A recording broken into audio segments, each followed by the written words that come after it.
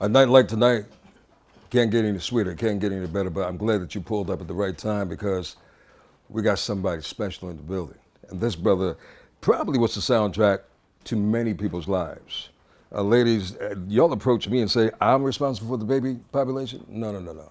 The brother I'm sitting with definitely contributed to the baby population. Started in the 80s and he ain't stopping no time soon. We're talking about the multi-talented, distinguished, award-winning singer, songwriter, producer, entrepreneur, media personality. Tack on some more things because he's on to a lot of things. I'm talking about the one and only Keith Sweaters with me tonight. How you My doing, brother, How you doing? always a pleasure. Thank Always a you, sir. pleasure. Appreciate you.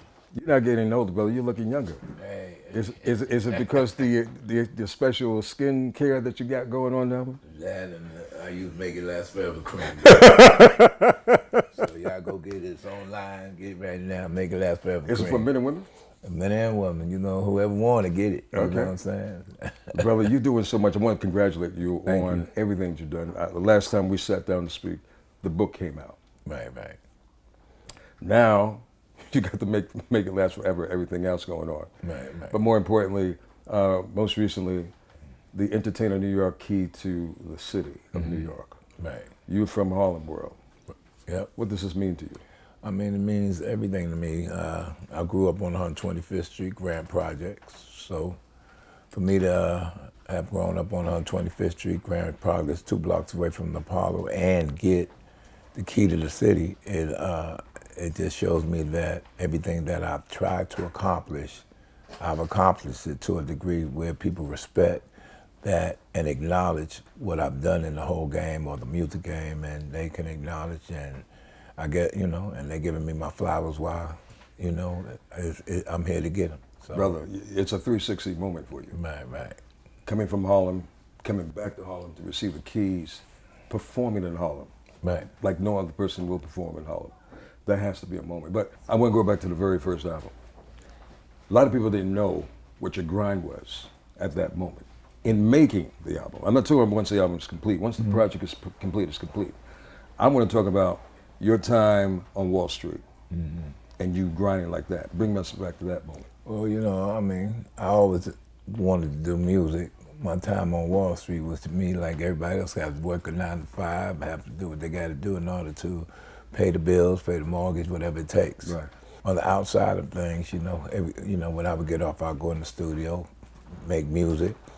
A lot of people don't know that, I used to work with GQ, before I ended up doing my own thing. I used to produce for Sutra Records.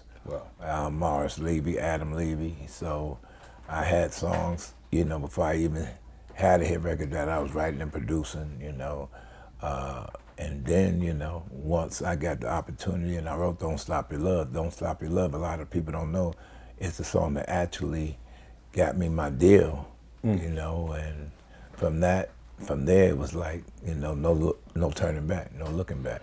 When you finish recording music, do you kind of know you got something? And if not, when do you know it connects? Me, I know. I don't know if anybody Instantly. else knows. Yeah, I know instantaneously if I got something that's hot. Every time I've ever did a song, once it was finished, I knew or didn't know whether it was a hit. So all the other songs that I did, that I put out, I can feel it, it's gonna win. I mean, there's no doubt in my mind. And I think the process of me knowing that is what propels the song to be number one or to be a hit, because, I put so much time and effort into it, and people be like, it's done. I say it's done when I say it's done. You know. So basically, I know, when it's time to put it out, and and to see if I'm right, I might let other people hear it to see if they get the same feeling I get, and if they get the same feeling I get, then I say I know it's the one to do. Keith, I love the stories behind the music because I know there's stories in music. A whole lot of them. So I don't want you to spill and open up your soul to me, but Nah, what not I at would all. like to do, That's what I for the would like to do- documentary. That's next. But what I like to do, though, man, is tap into some of those songs and what inspired them without telling all the, of course, bells and whistles and tones about it. I mean, like most people who write songs. I mean, it's about what you might be going through in a relationship in life. I mean, any song that I've ever written that has really won has been something that I've experienced and wrote about and it's been real. So I don't just write just to be writing. I mean, you know, like I told somebody before, I need a heartbreak to write a hit record. You know what I'm saying? That's what I heard. Because anytime you go through something, you write a movie, write a book. You know, it's normally something that you've gone through, emotions. You know, things you've gone through in your life that. We're with Keith Sweat, and who better than the master of R&B, one of the many contributors to R&B, to tell us and spill us some history, some knowledge. So if you want to pursue this industry called music, or no matter what level, most people want to be in the spotlight. But if you really want to have a long career, you get into publishing, you get into writing. Actually, when I came out, I didn't care about being in the front. Wow. I had to go to the front because people, when I was writing for people, I hated it when people said the songs that I was writing wasn't a hit. Wow. And I was like when I mean, I think I had Don't Stop Your Love, and when I was at Sutra writing for other people, I wanted, I gave it to them to put it out. Mm-hmm. And they said it wasn't a hit. So when they said it wasn't a hit, that's when that propelled me to go and start doing my own singing and putting my own songs out with me on it, because I got tired of people saying it wasn't, and I ain't want to hear all that. But so many here naysayers, brother, talked about R&B, and R&B is still alive, always will be still alive, in my opinion. But as a man who has produced not only for yourself and wrote so many other people and produced other people, where's the genre of music going you see in the next 5 years?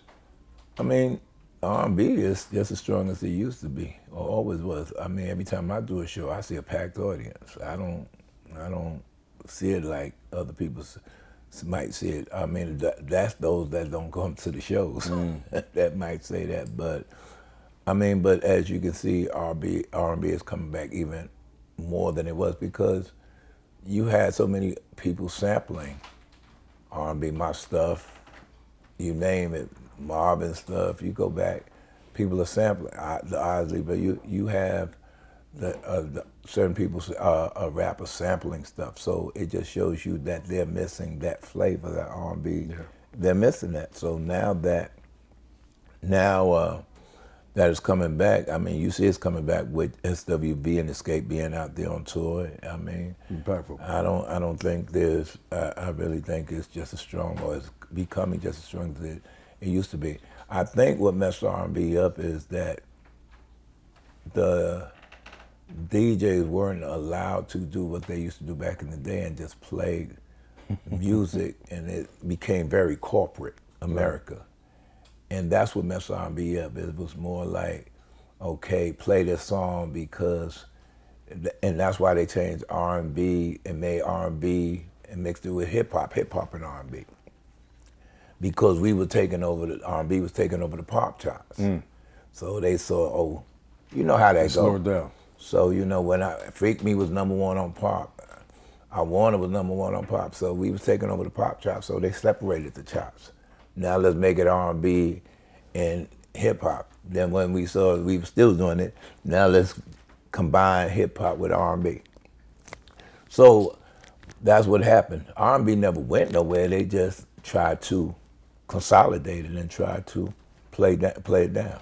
For the artists that are in the genre of R&B now, I see you have expanded your brand, so to speak, right, to multiple levels. Right. Is that the key for success once you've established yourself? Because obviously coming out the box, you're still trying to gain momentum, you're trying to gain strength, you're trying to gain popularity. I think in this day and age, you have to do multiple things.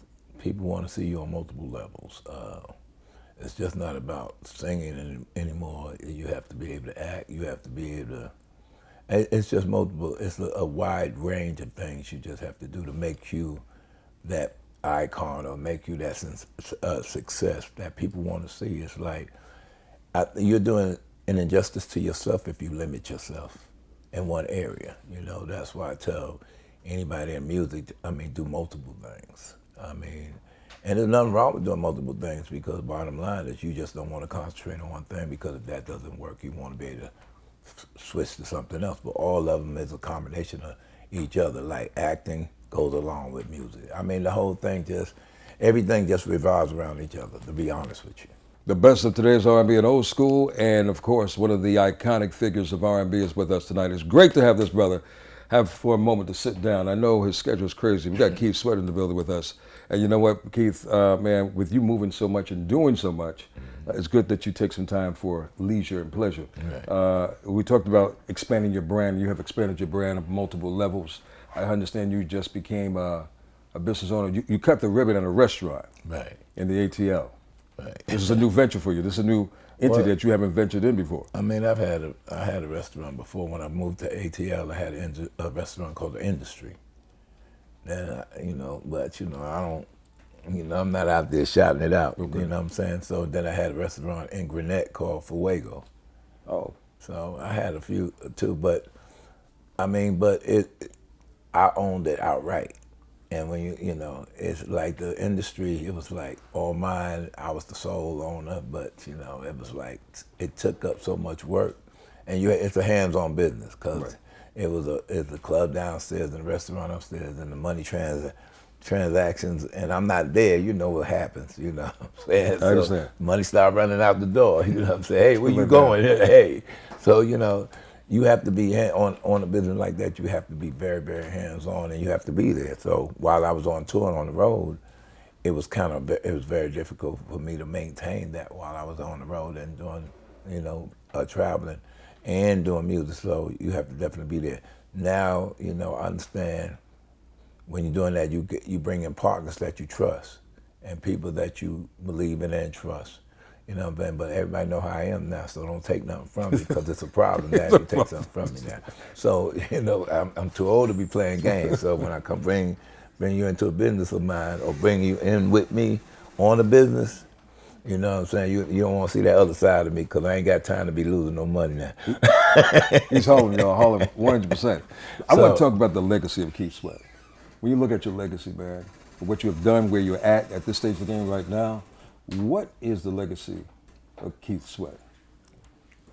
What is my legacy? I mean, it's whatever people see it as been. I just look at myself as being able to accomplish something that most people want to accomplish, and fulfill a dream. I don't see it as nothing any more than that. Now, I've heard different stories of what people perceive me to be and what I've done for them in their life and their situation, but I just look at it as I was one of the people that was blessed to have a dream, to be a singer, to be whatever, and to accomplish that, and be able to take care of my kids and give them a life that, nobody, most people are not able to give their kids.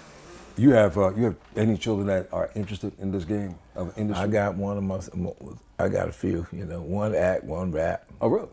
Well, but my girls, they just do what they do. They one of them is in the skincare. They make sure, and the other one, runs a transportation company. How's So, it going? so I mean, I was able to give them, I gave one of my daughters all my sprinters. I said, take this, take whatever you want. Now you got your own transportation company. My son is in, he's been in Stepmother 1, 2, 3. I told Chris he can't be in no more damn stepmothers. You know what I'm saying? So, he plays Marcus Houston's son in one, and Stepmother 1, 2, and 3. So I told him you can't be in no more. And then, 50 talking to him about putting him in some stuff. And, That's good. I got him in, because I executive produce movies as well. So I got him in this movie I did with Michael Jai White, called Not Alone, So I'm working with Darren Henson, that I'm executive producing this series with Darren Henson, and I got him in that as well. So There's no stopping, brother. You just keep growing and growing by bit, and I'm so proud of all your thank you, my accomplishments that brother. you're doing, man. Appreciate you. I just want to know when you turn the pages, when you sleep at night, does your brain ever turn off? Don't nothing come to sleep but dreams, baby. That's it? That's it. So I don't sleep. I got time to dream when I leave up out of here. Hopefully no time soon. But like I said, I told 50 and everybody, nothing come to sleep but dreams. So hey, I ain't ready to dream. You gave us two wonderful groups, man, and I know your eye is always open for new talent. You gave us, of course, Silk, and you gave us Cut Close. Right. So, who's next? I don't know. I produce for, man. I've written and produced for everybody. I produced for Drew Hill, Immature, No, but you birthed Old those, Days. though. You birthed them. Yeah, but I feel well, I produced for Drew Hill when they first came out, so that I was part of that birth. So, I got this young lady by the name of Maya, but, like I said, I don't know. Whoever I feel like I want that's hot. Like or whoever I hear that sounds good, I take them in the studio and like work with them on multiple levels. So I'm not sure, whoever comes my way or whatever comes my way, and I feel like I can make something out of it, I'm gonna do that. Keith Sweat, he is just getting the entertainer key to New York City. Is going to be bestowed upon this brother by the Honorable Mayor Eric Adams, and that's a big Yeah, thing. that's a big thing for me. I mean, like on 125th Street, where I was raised and born, Grand Projects, 2 blocks away from the project. So I get to do my thing on the street that I grew up on. On the street. Yeah, Harlem. When they say New York, everybody ever claim they from New York. New York. I am New York. 125th Street between Morningside and Amsterdam, Grand Projects. 430 West 125th Street, apartment 3I. You can't lay down anybody. I am New York. I am Harlem. So when they say that, and for me to be there, and it came full circle because I used to walk down the street, Harlem when I was a kid, look at the marquee of Apollo, see James Brown, Gladys Knight, everybody. So maybe one day I'll be there and be able to get the key to the city. So this is that moment.